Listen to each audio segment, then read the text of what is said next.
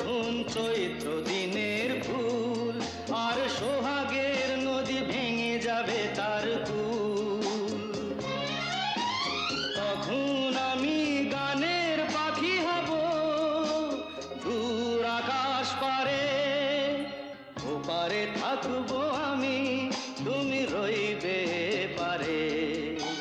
শুধু আমার দু চোখ ভরে দেখবো তোমারে। ওপারে থাকবো আমি, তুমি রইবে পারে। শুধু আমার দু চোখ ভরে দেখবো তোমারে, দেখবো তো